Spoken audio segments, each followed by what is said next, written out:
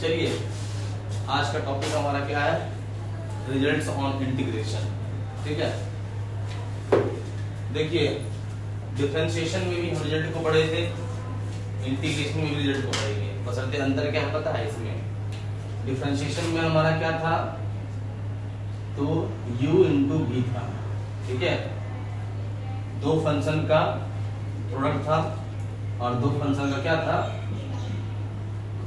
Divide भी था। इसको बोलते थे प्रोडक्ट रूल, इसमें क्या बोलते थे, क्वोशिएंट रूल। यहाँ तो रिजल्ट में ये नहीं मिलेगा आपको, ये मिलेगा बाद में, इसका दूसरा रिजल्ट नाम है, और ये मिलेगा ही नहीं आपको। ठीक है, इंटीग्रेशन साफ साफ तौर में कहता है कि अगर कोई भी फंक्शन किसी एक कांस्टेंट नंबर के साथ मल्टीप्लाई हो जाता है तो आप कांस्टेंट नंबर को बाहर कर दीजिए और जो फंक्शन बचेगा उसको इंटीग्रेट कर दीजिए। जैसे कि हमारा सेम टू सेम डिफरेंशिएशन ये था। ठीक है, फिर क्या था कि अगर दो फंक्शन प्लस में है और इंटीग्रेशन करना है तो बारी बारी कर दीजिए, पहले f को कर लीजिए फिर gx को कर लीजिए। डिफरेंशिएशन में भी सेम था, दो फंक्शन का सम था, अलग अलग करके क्या करते थे, डिफरेंशिएट करते थे। ठीक है, अगर दो फंक्शन में माइनस भी है उसको वो करना है, अलग अलग करना है और माइनस कर देना है। ठीक है, तो ये तीनों फंक्शन जैसा रिजल्ट जैसा आपके पास है वैसा ही रिजल्ट सेम टू सेम आपको किसमें था, डिफरेंशिएशन में। ठीक है, बशर्ते यहाँ आपको प्रोडक्ट रूल नहीं मिलेगा और क्वोशिएंट रूल नहीं मिलेगा। ये मिलेगा, उसका अलग तरीका होता है। ठीक है, उसको अलग बात बताएंगे।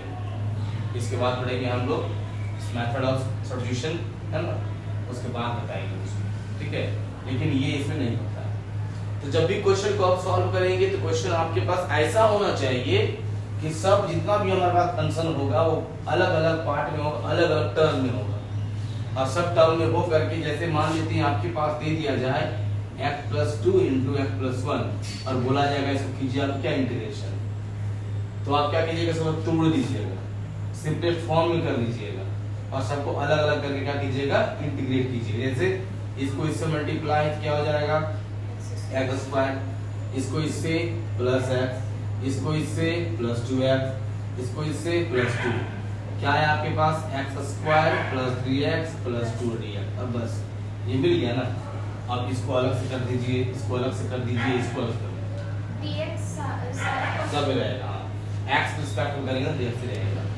ठीक है, कहने का मतलब क्या, जो भी फंक्शन आपके पास है फंक्शन को ऐसा बनाना है कि वो स्टैंडर्ड फॉर्म में आ जाए, अलग अलग पार्ट में आ जाए, जिसका हम सबका इंटीग्रेशन कर सकते हैं। क्लियर है, यहाँ तक में कोई दिक्कत नहीं ना।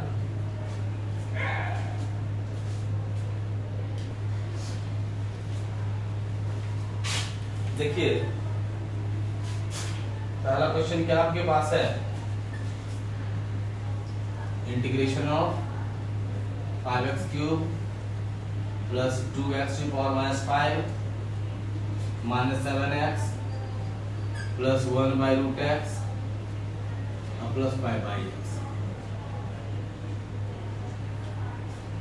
जरा ध्यान से देखो क्या है, सब अलग अलग टर्म है ना, तो सबको क्या करना है, अलग अलग इंटीग्रेट करना है। ठीक है, जैसे पहले करेंगे 5x³ dx, ठीक है, प्लस 2x की पावर -5 dx, ठीक है, माइनस 7x dx, ठीक है, फिर 1/√x dx, फिर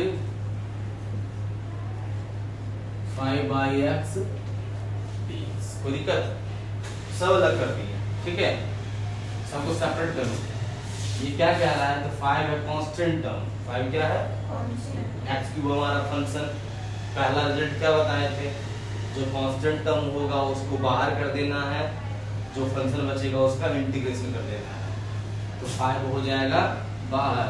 ठीक है, और इंटीग्रेशन किसका बच जाएगा, x³ का। 2 हो जाएगा बाहर, इंटीग्रेशन किसका हो जाएगा, x की पावर -5 का।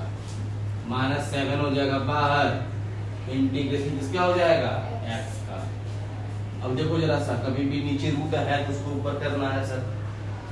अंडर रूट का मतलब क्या होता है, x टू दी पावर 1/2, उसको ऊपर कर दो क्या हो जाएगा, x टू दी पावर -1/2।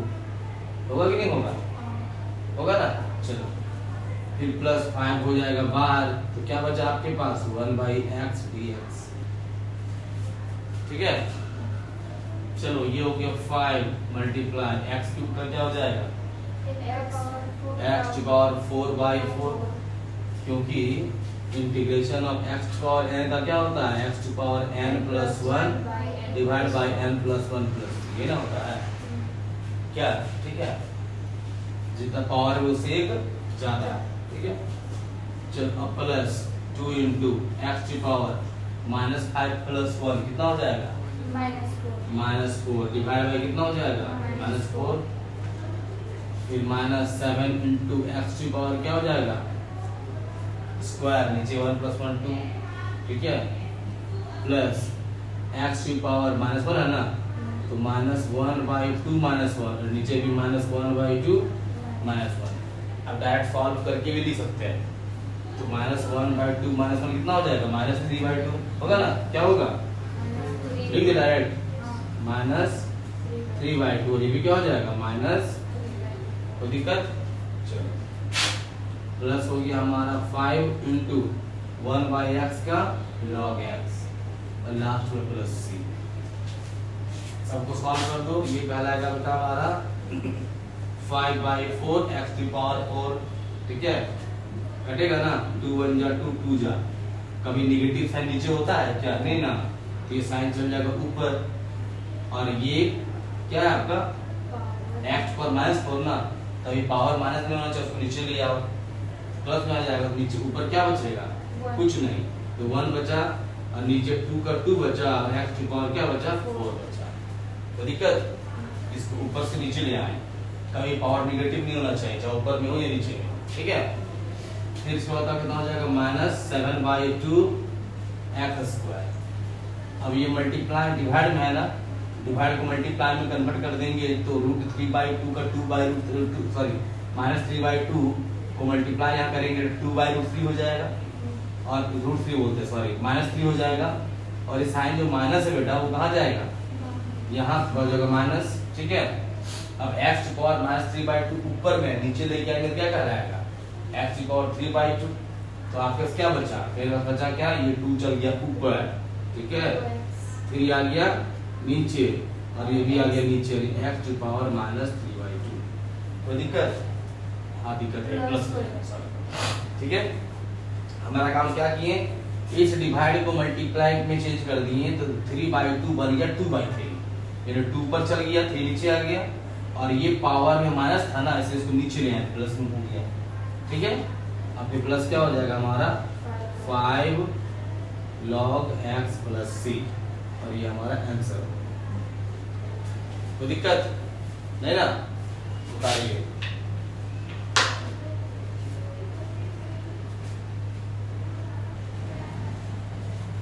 चलिए second number, 3 sin x -4 cos x + 5 sec square x -2 cos square x। देखिए यहाँ भी ना फंक्शन आपका अलग अलग है, 1 2 3 4, चारों अलग है। ठीक है, चारों को अलग कर दीजिए, 3 sin x dx -4 cos x dx + 5 sec square x dx -2 cos square x dx। Clear है। अब एक बात का ध्यान देना है, जो भी फंक्शन हमारे पास में सबका इंटीग्रेशन होता है ना, कि नहीं होता है, होता है, नहीं होता तो फॉर्मूला से चेंज कर देते, समझे, और जिसका होता है उसी को लेकर के आते हैं। वैसे क्वेश्चन मिलेगा भी आगे, दिखाएंगे भी आपको। ठीक है, देखो कांस्टेंट टर्म 3 है, 3 चल गया बाहर। ठीक है, sin x का डिफरेंशिएशन क्या हो जाएगा, और इंटीग्रेशन क्या हो जाएगा,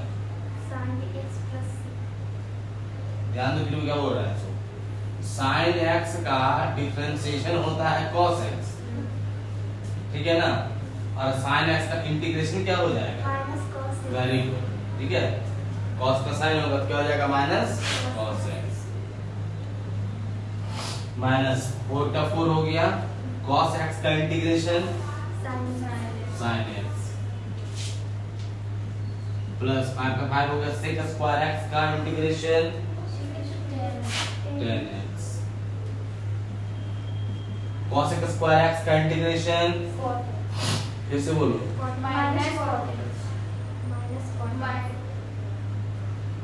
माइनस cot x और प्लस c, ये हो गया माइनस 3 cos x, ठीक है, minus 4 sin x, 5 10x, minus minus plus 2 cot x और प्लस c, ये हो गया।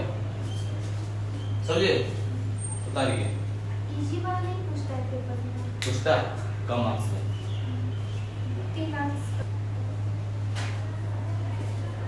3 नंबर देखिए, 1 minus x into 2 plus 3x into 5 minus 4x, सब मल्टीप्लाई फंक्शन है। इसको मल्टीप्लाई करके पहले स्टैंडर्ड फॉर्म में ले आइए, ठीक है, उसको देखिए करके कर दीजिए, इंटीग्रेशन कर दीजिए। पहले इसको मल्टीप्लाई कीजिए, बोले कितना हो जाएगा, 1 2 जा 2, ठीक है, फिर 1 को 3x क्या हो जाएगा 3x, माइनस x को 2 से क्या हो जाएगा, माइनस x को प्लस 3x क्या हो जाएगा, क्लियर है यहाँ तक। 5 माइनस 4x dx बच गया सर। अभी इसको सॉल्व कर लेंगे पहले, 2 प्लस 3x माइनस 2x क्या हो जाएगा x, माइनस 3x स्क्वायर और इंटू 5 माइनस 4x dx, ठीक है। अब करो मल्टीप्लाई, 2 को 5 से तो 10, 2 को माइनस 4 से तो -8x, फिर प्लस x को 5 से तो 5x, प्लस x को माइनस 4 से क्या हो जाएगा माइनस 4x स्क्वायर, ठीक है ना। फिर क्या आया, इसको इससे मल्टीप्लाई तो माइनस 15x स्क्वायर, इसको इससे तो plus minus minus plus 12x cube, यहाँ x 2 तो x 1 तो तीन होगा ना, नहीं, इसको इससे मल्टीप्लाई, इसको इससे मल्टीप्लाई, इसको इससे मल्टीप्लाई, इसको इससे मल्टीप्लाई, इसको इससे मल्टीप्लाई, इसको इससे मल्टीप्लाई, ठीक है। चलो 10 हो गया सर, माइनस 8x प्लस 5 कितना हो जाएगा माइनस 3x, ठीक है, माइनस 4 स्क्वायर माइनस 15 स्क्वायर कितना हो जाएगा माइनस 90x स्क्वायर, ठीक है। तो क्या हो जाएगा प्लस 12x क्यूब। अब सब बारी बारी से, पहला 10 dx, 3x dx, 19x square dx, 12x cube dx। चलो 10 तो बाहर चल गया सर, बताए थे सिर्फ dx होगा, उसका इंटीग्रेशन क्या होता है, dx का इंटीग्रेशन देखो तो बताया है, याद आ रहा है कुछ, dx का इंटीग्रेशन x होता है, क्या होता है x होता है, ठीक है, क्लियर है, समझ आया कि नहीं आया। माइनस 3 का 3 है, 3 बाहर चला जाएगा सर, x का क्या हो जाएगा x स्क्वायर बाई 2, ये होगा ना, माइनस 19 हो गया, x स्क्वायर क्या हो जाएगा x क्यूब बाई 3, 12 बाहर चला जाएगा, क्या हो जाएगा x to power 4 by 4 plus c, कटेगा जो काट दीजिए, को कटेगा हाँ ये कटेगा सर, 4 1 जा और 4 3 जा, आंसर क्या है आपके पास 10x minus 3 by 2 x square, ठीक है, minus 90 by 3 x cube plus 3x power 4 plus, clear है। अब इसको आपको लिखना स्टैंडर्ड फॉर्म लिख दीजिए, जो डिग्री बड़ा होता है और बड़ा वो पहले लिखा था, ये पहले लिखाएगा 3x⁴ है ना, फिर माइनस 19/3 x³ फिर माइनस 3/2x² फिर प्लस 10x प्लस c हो गया हमारा, ठीक है।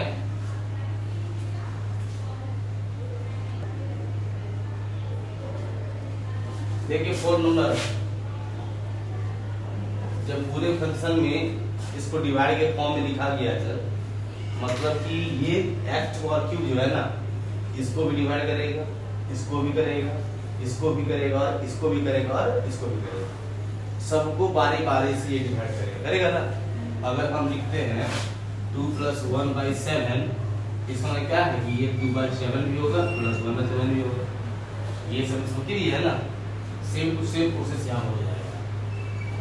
तो क्या लिखेंगे 3x⁴ divide by x³ minus 5x³ divide by x³ plus 4x² divide by x³ minus x by x³ plus 2 by x³। कोई दिक्कत यहाँ तक में? चलो अब काट दो, 3 में से 4 में से 3 कटाते, एक बचा, जो कटेगा काटेंगे उसको हम पहले। ये 3 कट गया, ये 2 में से कटा तो 1 बचा, ये 1 कटा तो 2 बचा। यानी आपके पास क्या क्या बचा? हमारे पास बचा 3x minus 5 plus 4/x minus 1/x² plus 2/x³, ठीक है। चलिए कीजिए बारी बारी से, 3x dx minus 5 dx 4/x dx 1/x² dx plus 2/x³ dx, ठीक है। यहाँ तक कोई दिक्कत है नहीं ना? चलो बच्चा 3 तो हो गया, कांस्टेंट टर्म बाहर चला गया, इनटू x का इंटीग्रल क्या हो जाएगा x² 5 इंटू dx का क्या हो जाएगा x प्लस 4 बाहर चला गया तो 1/x का क्या हो जाएगा log x माइनस ये ऊपर चला जाएगा ना, क्या कराएगा x⁴ -2 प्लस 1 और डिवाइड बाई -2 प्लस 1 प्लस क्या हो जाएगा हमारा 2 इंटू ये चल जाएगा ऊपर तो x⁴/3 हो जाएगा, x⁻³ प्लस 1 और नीचे भी -3 प्लस 1। तो दिक्कत नीचे कभी नहीं होगा, हमेशा क्या करेंगे उसको ऊपर करेंगे, ठीक है। ये हो गया हमारा 3/2x², ये हमारा क्या हो गया -5x प्लस 4 log x। अब देखो यहाँ पर नीचे -1 होगा सर, तो ये -1 ये -1 के प्लस हो गया, ऊपर भी x⁻⁻1 होगा, तो x⁻⁻1 नहीं लिखेगा ना, उसको नीचे ले आएंगे, क्या लिखाएगा 1/x, क्या लिखाएगा प्लस। अब देखो यहाँ पर नीचे -2 होगा, कितना होगा, तो ये माइनस और माइनस प्लस कितना हो जाएगा माइनस, ये 2 कट जाएगा सर, ऊपर क्या बचा x⁻⁻2 और नीचे ले आएंगे क्या हो जाएगा 1/x²। कोई दिक्कत है? मतलब ऊपर माइनस आना नहीं है, एक स्टेप हम आगे बढ़ा दिए हैं, ठीक है। जो लिखा था वो एक स्टेप क्या किया आगे बढ़ा दिए, समझ आया क्या बोले, समझ नहीं आया, ठीक है। सॉरी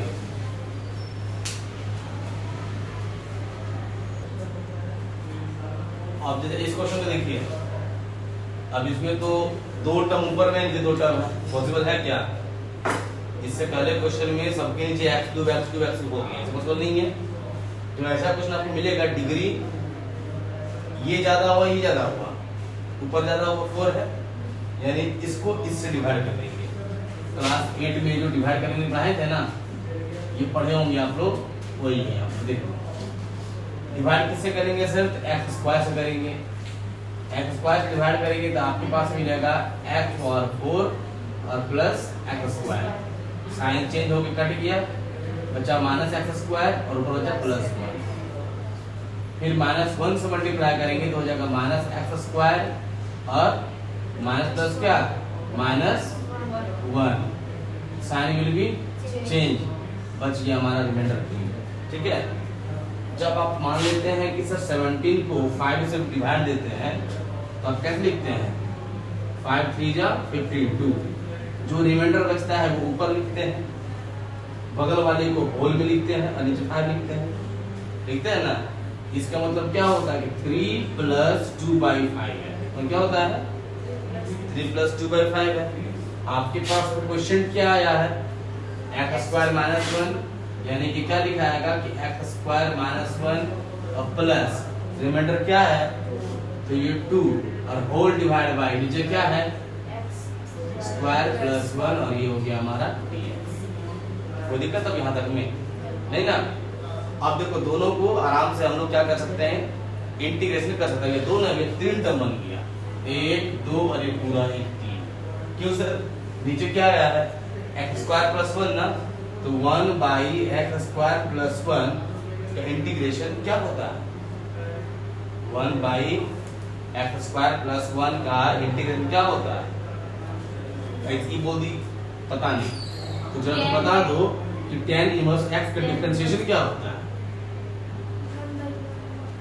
तो क्या बोल दिए इसमें, तो ऐसे कर दी डायरेक्ट, पता नहीं, थोड़ा दिमाग लगाया कर ऐसा होगा।